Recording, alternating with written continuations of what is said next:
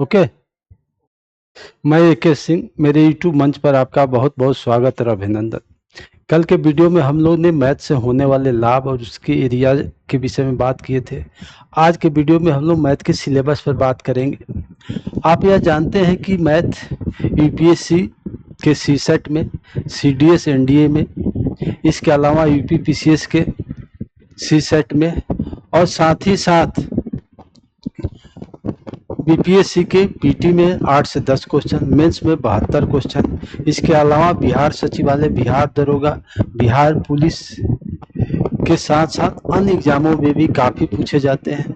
इसके अलावा SSC, banking, railway और अन्य एग्जाम में भी मैथ की काफ़ी भूमिका है।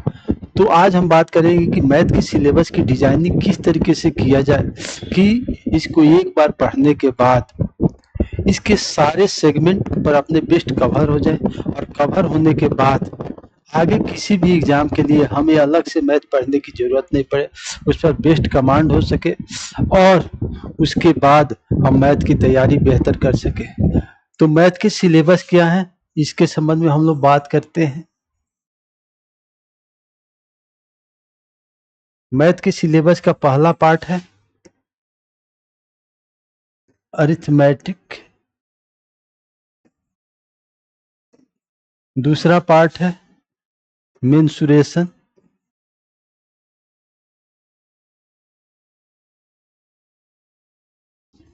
तीसरा पार्ट है अलजेब्रा, चौथा पार्ट है त्रिकोणमिति और पांचवा पार्ट है data interpretation and data sufficiency.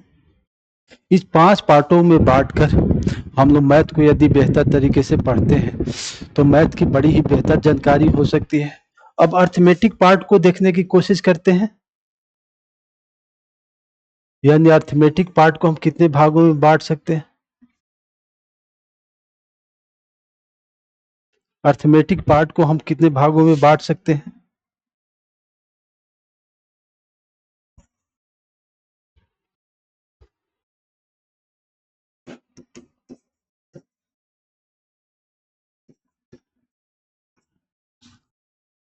यानी पहला पार्ट होगा बेसिक न्यूमरेसी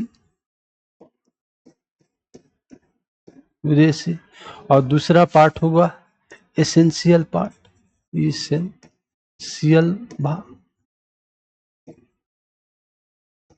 बेसिक न्यूमरेसी का पहला पार्ट होगा सम डिफिनेशन,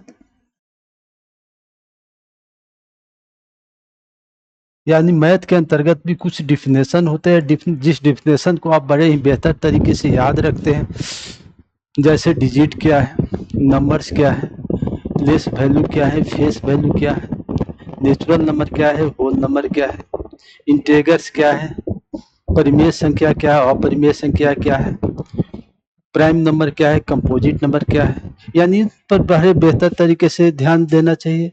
तो दूसरा है ऐड, जोड़ प्लस घटाव, सब्ट्रैक्ट। तो तीसरा है मल्टीप्लाई। तो चौथा है डिवीजन, यानी भाग से होने वाली क्रियाओं को देखेंगे। उसके बाद वर्ग एवं घन, स्क्वायर एंड क्यूब। उसके बाद आप देखने की कोशिश करेंगे तो सिंप्लीफिकेशन, इसके बाद घातांक। यह इतने टॉपिक हैं जो मैथ के बड़े ही बेसिक पार्ट होते हैं, जिसका उपयोग आने वाले आगे के मैथ में एसेंशियल पार्ट में प्रत्येक जगह पर यूज होता है। एसेंशियल पार्ट का पहला आ गए HCF एंड LCM, दूसरा है एवरेज, औसत, तीसरा है परसेंटेज,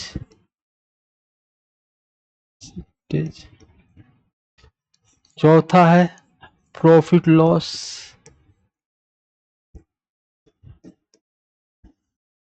यानी प्रत्येक पार्टों को बड़े बेहतर तरीके से पढ़ने की कोशिश करेंगे तो इसी तरीके से हम आगे बढ़ने की कोशिश करते हैं। तो टाइम वर्क है, टाइम वर्क है एंड टंकी से संबंधित क्वेश्चन इसी में होते हैं। उसके बाद आप आगे बढ़ते हैं तो मिक्स प्रोपोर्शनल वाले क्वेश्चन आते हैं। इसके बाद इसके बाद simple interest and compound interest है। इसके बाद रेलवे है, रेलवे एंड बोट है। इसके बाद जब आप आगे बढ़ते हैं तो टाइम डिस्टेंस से संबंधित क्वेश्चन आएंगे। डिस्टेंस, इसके बाद प्रोबेबिलिटी के क्वेश्चन हो जाते हैं। इसके बाद परम्यूटेशन एंड कॉम्बिनेशन के क्वेश्चन होते हैं। इतने एसेंशियल पार्ट में सिलेबस को कवर यदि आप बेहतर तरीके से करते हैं तो आपकी प्रत्येक चीज बड़े ही बेहतर तरीके से कवर हो जाएगा, जिससे आने वाले किसी भी एग्जाम में किसी तरीके की मैथ की समस्याएं नहीं होगी। इसके बाद हम चलते हैं मेंसुरेशन में।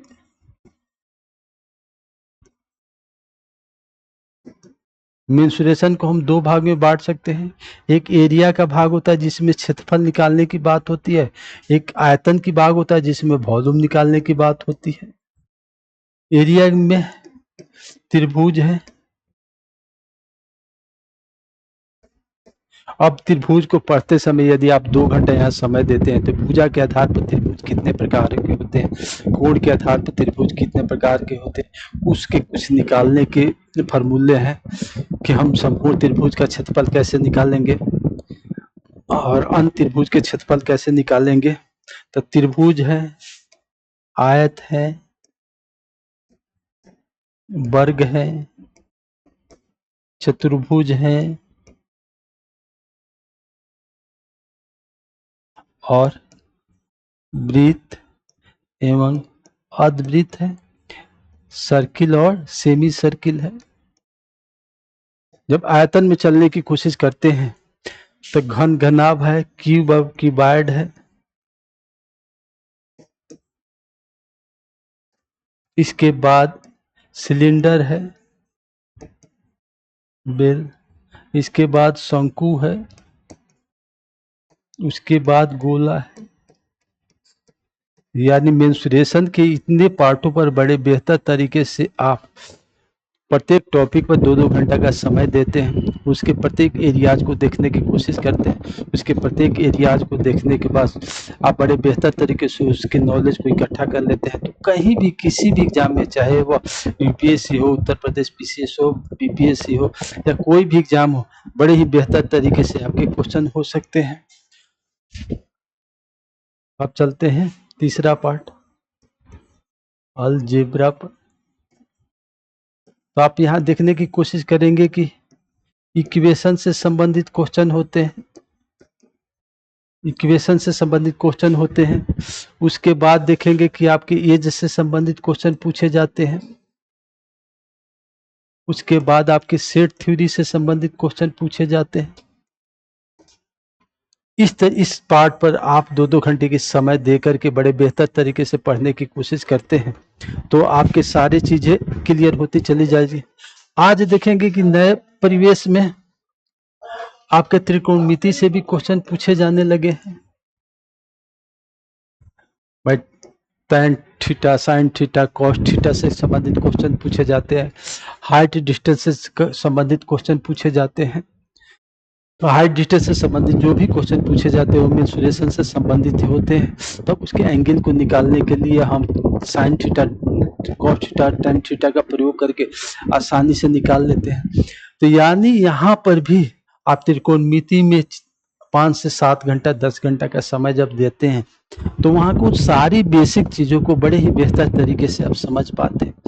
और जब उस सारी बेसिक चीज़ों को बेहतर तरीके से समझ लेते हैं, उसके क्वेश्चन को करने का अभ्यास कर लेते हैं, तो यहाँ के भी क्वेश्चन आसान हो जाते हैं। क्योंकि आप हमेशा ध्यान रखने की कोशिश कीजिए कि किसी भी एग्जाम में, एसएससी बैंकिंग के एग्जाम में 30 से 40 क्वेश्चन पूछे जाते हैं और प्रत्येक पार्ट से क्वेश्चन नहीं पूछे जाएंगे, किसी विशेष पार्ट से वहाँ क्वेश्चन पूछ लिए जाएंगे और किसी एग्जाम में किसी विशेष पार्ट से पूछे जाएंगे। परंतु टीचर की रिस्पॉन्सिबिलिटी होती है कि उस सिलेबस की डिजाइनिंग इस तरीके से करे जिससे वो सारे मैथ के पार्ट कवर हो जाए, जिससे कोई भी लड़का, कोई भी स्टूडेंट, कोई भी विद्यार्थी कहीं पढ़ने जाता है या कोई एग्जाम पढ़ने के बाद कोई एग्जाम देने जाता है तो आसानी से क्वेश्चन देखने के बाद यह फील ना हो कि हम इस पर एक्सरसाइज नहीं किए, इसे नहीं जानते और वो आसानी से उस क्वेश्चन को बना सके। तो यहीं पर हम इसके लास्ट वाले पार्ट पर चलने की कोशिश करते हैं। तो DI and DS, DI DS की भूमिका को आप देखने की कोशिश करेंगे। तो आजकल बीपीएससी में जो 72 नंबर क्वेश्चन पूछे जाते हैं इसी से संबंधित होते हैं, परंतु यह भाग हमेशा मेंसुरेशन और अर्थमेटिक पर डिपेंड करता है, क्योंकि मेंसुरेशन और अर्थमेटिक पार्ट पर आपके बेस्ट कवरेज नहीं होंगे।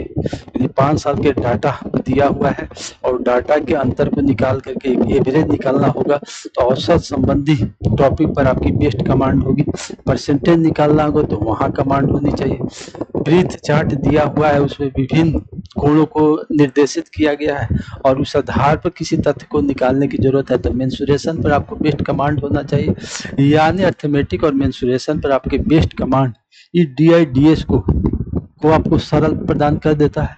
इसके अलावा SSC में, बैंकिंग में, रेलवे में इत्यादि एग्जाम में भी इससे संबंधित क्वेश्चन काफ़ी पूछे जाते हैं, परंतु इस क्वेश्चन को इजी तरीके से करने के लिए आपको अर्थमेटिक और मेंसुरेशन के पार्ट को कवर होना अति आवश्यक है।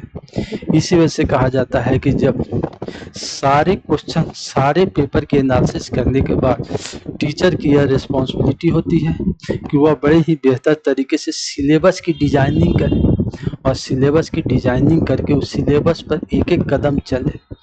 2-2 घंटा प्रत्येक टॉपिक पर, 3-3 घंटा प्रत्येक टॉपिक पर चले, आपके साथ एक एक कदम चलने की कोशिश करें, जिससे क्या हो कि आपकी समस्याएं इजी सुलझते हुए चले जाए। हमेशा याद ध्यान रखिए कि मैथ सीखा नहीं जाता, मैथ पढ़ा नहीं जाता, सीखा जाता है और सीखने वाली चीज़ों में आपका प्रयास ज़्यादा होता है, टीचर का सहयोग उसमें होता है, आप दोनों मिलकर के सफलता को सुनिश्चित करते हैं। इसी वजह से हमेशा सत्य सुने, सत्य बोलें और सत्य के मार्ग पर चलने की कोशिश करें। इसके बाद आपको सफलता इजी वे में मिलना शुरू हो जाएगी, आप सफलता के बहुत करीब पहुंच जाएंगे, आपका कॉन्फिडेंस बढ़ जाएगा। जय हिंद, जय भारत।